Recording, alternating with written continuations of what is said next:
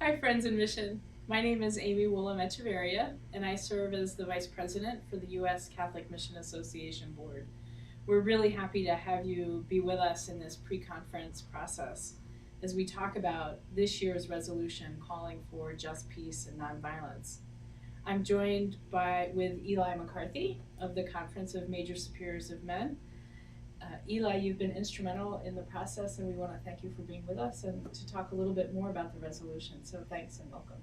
Great, thank you so much. Yeah, so I'm the Director of Justice and Peace at CMSM, and I had the privileged opportunity to participate in this conference last April. Great. Well, we look forward to hearing more about it. And, as we prepare for the conference in October, I'm mindful that we'll be celebrating World Mission Sunday just a week prior. And so I was reflecting on Pope Francis's message, which I think is really connected to what we're talking about in this resolution. So I'd like to just share one piece of Pope Francis's message for this year's World Mission Sunday. He says, "All peoples and cultures have the right to receive the message of salvation, which is God's gift to every person. This is all the more necessary when we consider how many injustices, wars, and humanitarian crises still need resolution.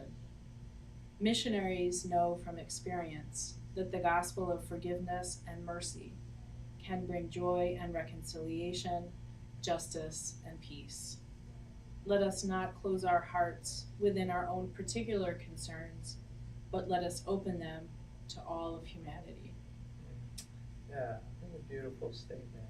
Right? It's just, it's really a great invitation in this year of mercy, and I think the appeal is trying to live out that kind of a response. Well, I'd like to share just a bit of the appeal. I know there are several key points to it, but this one in particular really speaks to me, and hopefully it will to you. It says, "The time has come for our church to be a living witness and to invest far greater human and financial resources in promoting a spirituality and practice of active nonviolence and informing and training our Catholic communities in effective nonviolent practices. In all of this, Jesus is our inspiration and model, neither passive nor weak. Jesus' nonviolence was the power of love in action." That's a pretty clear invitation. Mm-hmm. Yeah, it's a great opportunity, I think, for all of us. Well, Eli, why don't you tell us a bit more about the conference? How it came to be, who was there? Tell us about it. Sure. So like Pope Francis, we were trying to read the signs of the times. How is the Spirit moving? What is God inviting us as a church to become? So my organization, CMSM, as well as the Leadership Conference of Women's Religious, the Office of Global Concerns at Maryknoll, the Columbans, Pax Christi International, and many others, along with the Pontifical Council of Justice and Peace at the Vatican, all decided to organize this conference as a response to those signs. Why don't you tell us a little bit about the process? Sure, yeah. So the process, and well, first of all, the participants were many voices from the global south, particularly from violent conflict zones. So we had people from South Sudan, from Iraq, from Uganda, from Colombia, from the Philippines, etc.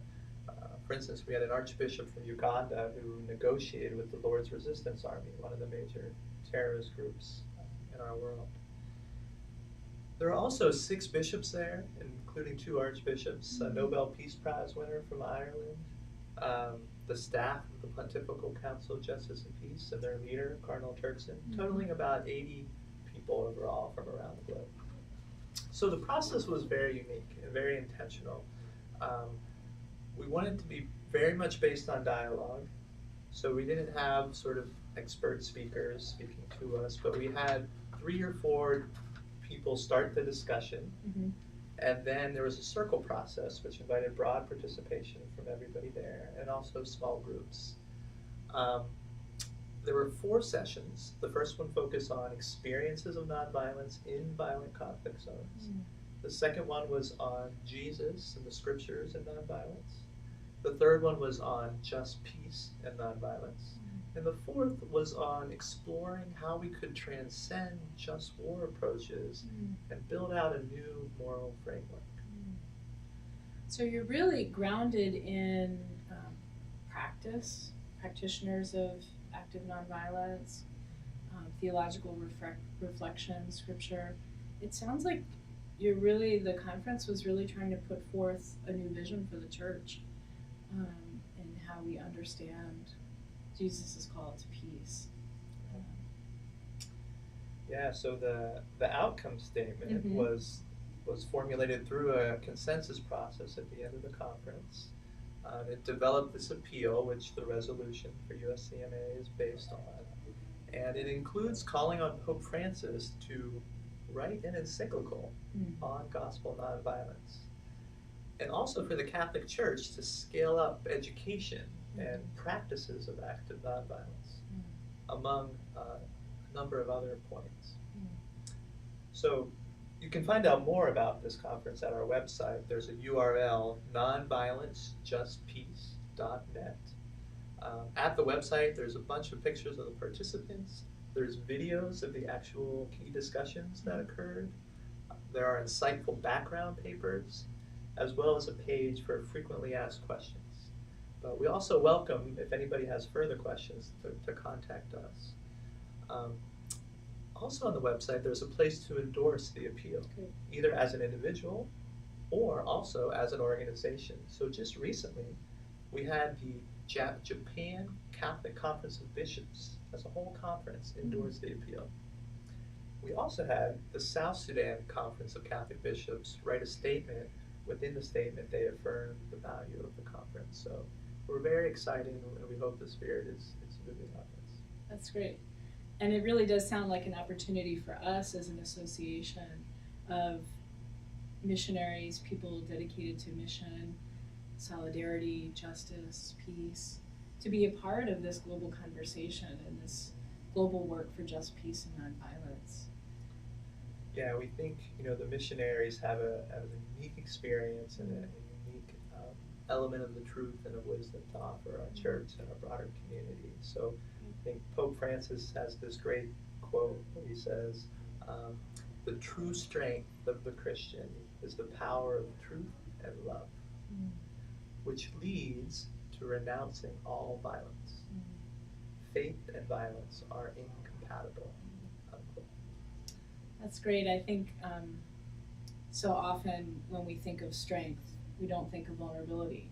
And my understanding, in the work of just peace and nonviolence is you do take a position of vulnerability for the greater good. And so, we thank you for all the work that you've done and all of the organizers, the communities to lift up the communities that have been impacted by violence and depression. And we certainly hope that you, as members of U.S. Catholic Mission Association, will consider the resolution and support it as a way to be in solidarity with those communities and be a part of a global church that really is working for just peace and nonviolence.